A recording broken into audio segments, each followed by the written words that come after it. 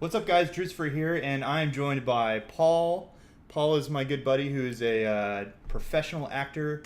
He's been acting for, what, Like 9 years, 9 years? like 12. Longer if you count, than like, you have, pretty much. Longer than I have, Yeah. So, easily. I've been acting like a black guy the whole time. Acting like it, acting a fool. So, what we're doing here is we're here in this theater that we rigged up. We just built this ourselves. And we're going to talk about some of the trailers and some of the games from E3 2014. For sure. Paul here is not like the biggest gamer in the world. No. And that's actually why I have him here today, is so we can talk about, what games. I'm curious to see what games interested you as not a huge gamer, like what is sticking out.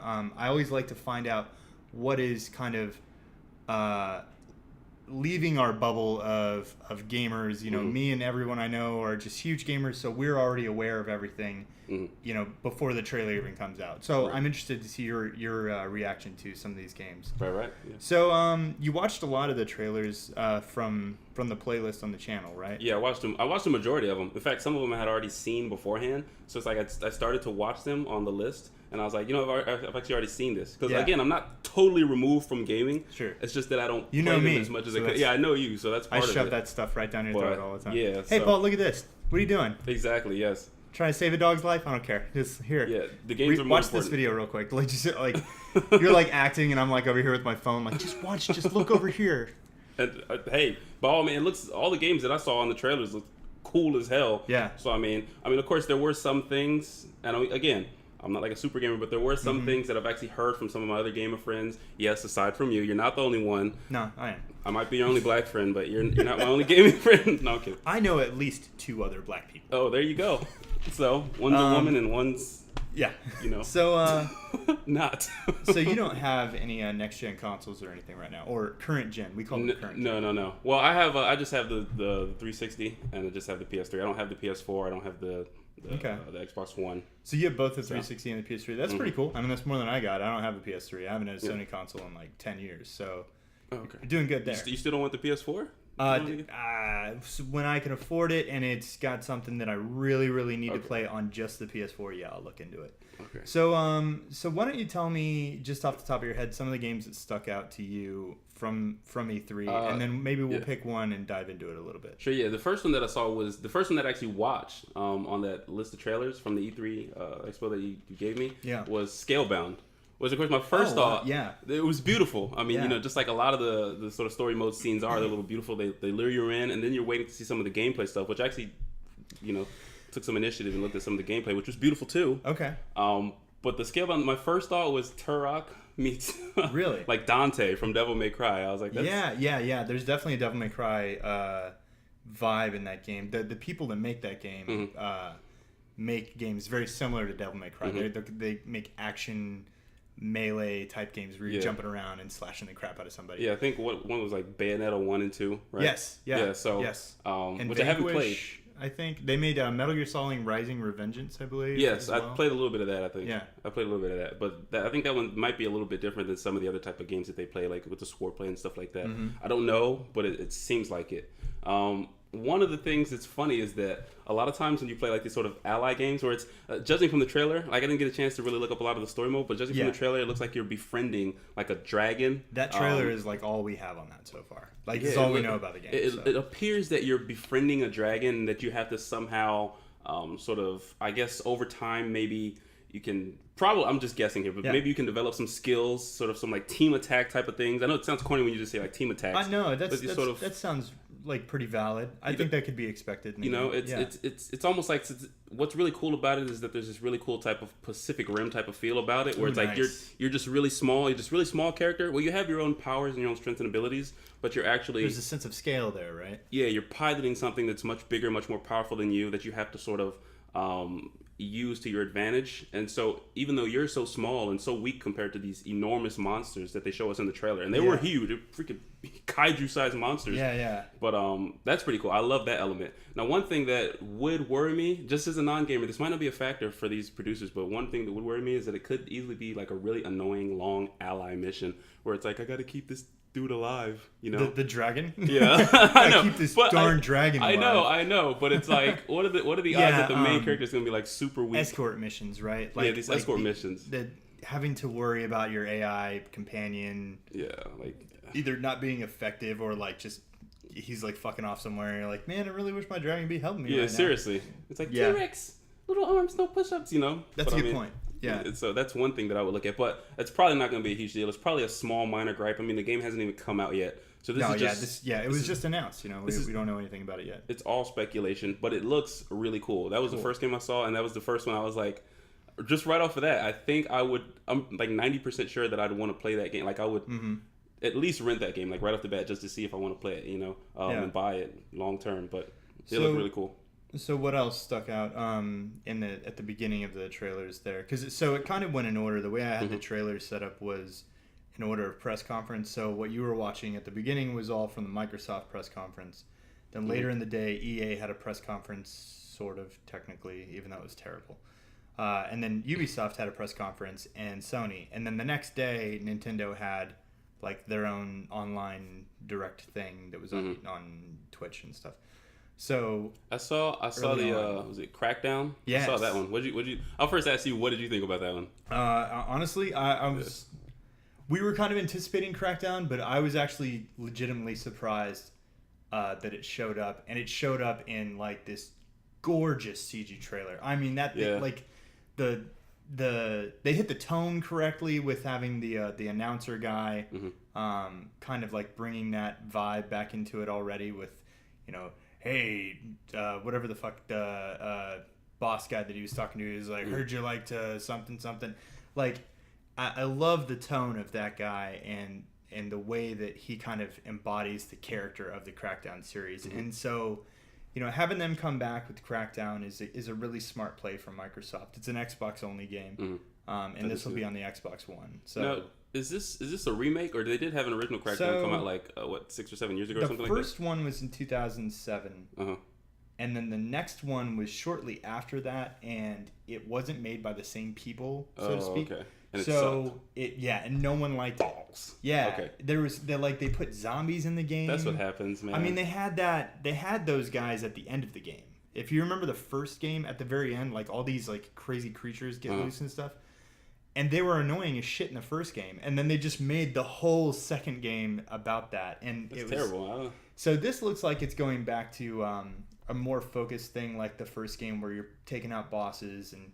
It's like it's a focus on a co-op. I mean, that's kind of a trend going across all games. Is focusing on co-op. It looks pretty cool, and that means a lot. I think you know all the stuff you said is great, but I mean, coming from someone who isn't really a fan. Go ahead, of those, Kanye. I'm gonna let you finish. But someone who isn't really a fan of those like cell shaded type graphics. Sure, yeah. I'm not sure if they fully did it there, but it looked like that was a huge part of like it wasn't fully on on Borderlands level or something like that. Right. But I did like the way that this game looked more than I do like Borderlands. But that's just because I'm not a fan of those graphics. If you like those graphics, then this totally doesn't apply to you. But if you're not a fan of those cel-shaded graphics, it's going to get on your freaking nerves, I tell you. I think people expect it, though, from Crackdown, you know. If they change their art style, I don't think people would actually appreciate that. I think people would see it as just an unnecessary change. That's true. Because, I mean, this is their third game. Even though the second one they might want to discount. It could be like the Tokyo Drift of their franchise. Where they're like, we'll come back to that. The wording that I heard was this is a sequel to Crackdown.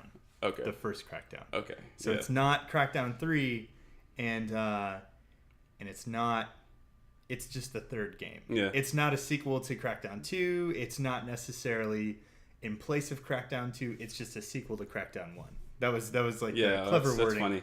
So it's sort of diplomatic answer. It is. Hey, what happened to Megan Fox in the next Transformers? Well, she's getting her hair done for 3 months. Oh yeah. No, for 3 months she's getting her hair done.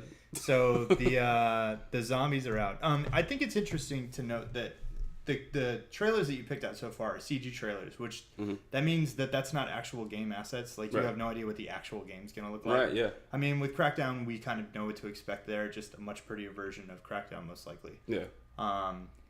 So, was there anything with gameplay that you saw that stuck out?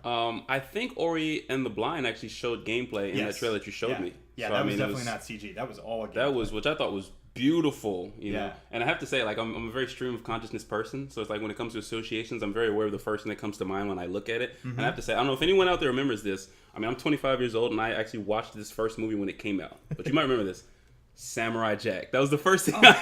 First thing I thought of. Really? I was like, freaking Samurai Jack. Like, that sort of like the music was so elegant and it was just so beautiful. You know, the colors were really pristine and sharp. That one, I don't know, what is it being released on? It's Xbox only. Xbox only. One. Yeah. Okay. Well, gotta get that Xbox One, buddy. That could be fine. It's just I feel like it would.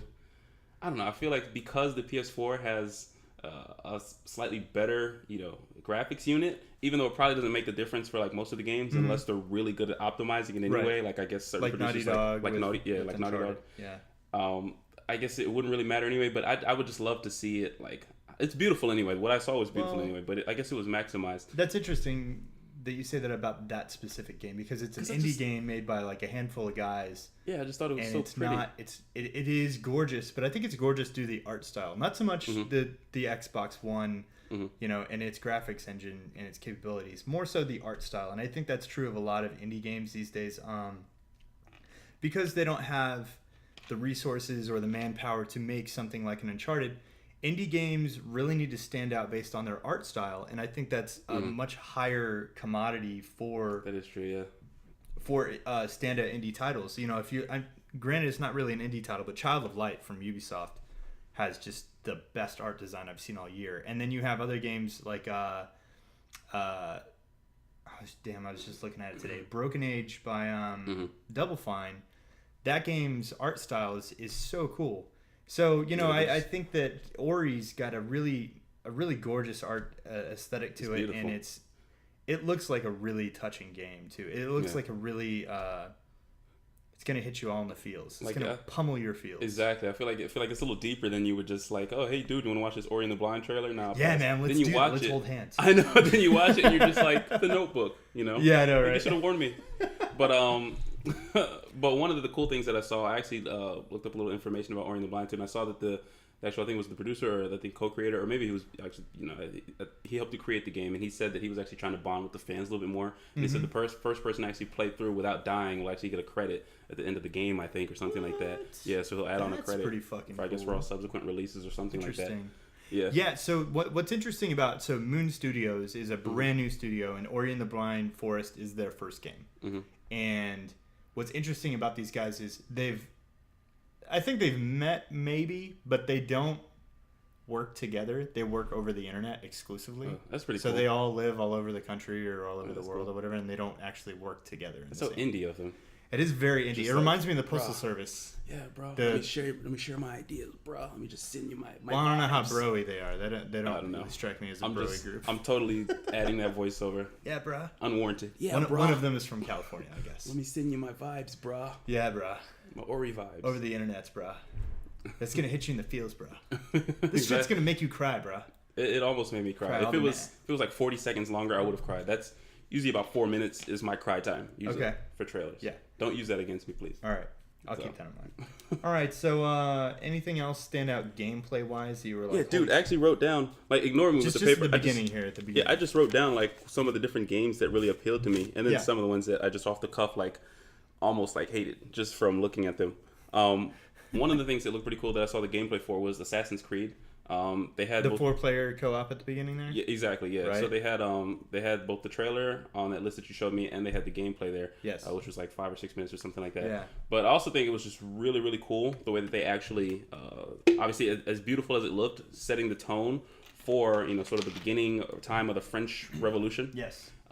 Which is awesome. I mean, anytime you're able to play through some big conflict like that and take some part in it, just like is usual with all this Assassin's Creed video games. Yeah, the American Revolution one was really exciting. I mean, just to be there. Yeah, it's cool. I mean, it's like, you know, you watch these period pieces like movies, and it's a cinematic adventure where you get a cathartic release because you're watching it and sort of taking a part in it that way. Yeah. And then you add that into an element where you can actually control what's happening actively. Well, I mean, not only that, you know, with Assassin's Creed, like you're there in the midst of it, but I mean, they make it up so that your assassin is like the reason X, Y, and Z happen. Like He's the reason this, the World War II won or whatever. He's Wolverine. Yeah, that's funny you say Wolverine with Hugh Jackman. That's funny you say that because I thought I saw this and I was like, this is around the French Revolution, which I guess began with the storming of the Bastille, which is like 1789, 1790. Yeah. And I was like, if they'd have set this like, if they'd have set this like 50 years later, you'd have seen like Jean Valjean in the background just singing. I'm holding out. I'm holding out that you will be able to like.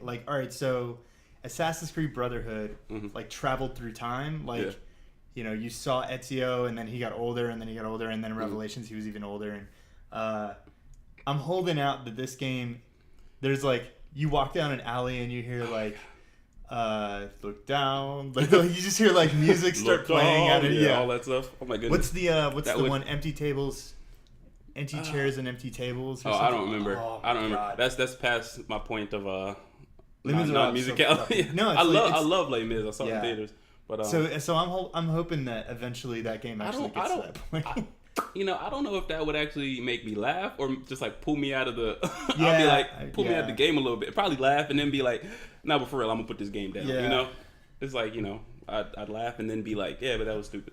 Yeah. So I think the 4-player co-op of Assassin's Creed is an interesting choice, and I think that's a common theme, right? Is It seems like they're upping the amount of, because I have the first Assassin's Creed, and a friend of mine had let me borrow the second one as well. But it seems like in this one they're upping the amount of, I guess, reliance on multiplayer, I suppose, Yeah, which is pretty cool. What's interesting is Assassin's Creed Brotherhood, the third game, introduced competitive multiplayer to the Assassin's Creed franchise, and then they continued that through Revelations 3 and Black Flag, and then this is the first game since then that actually won't have competitive multiplayer in it.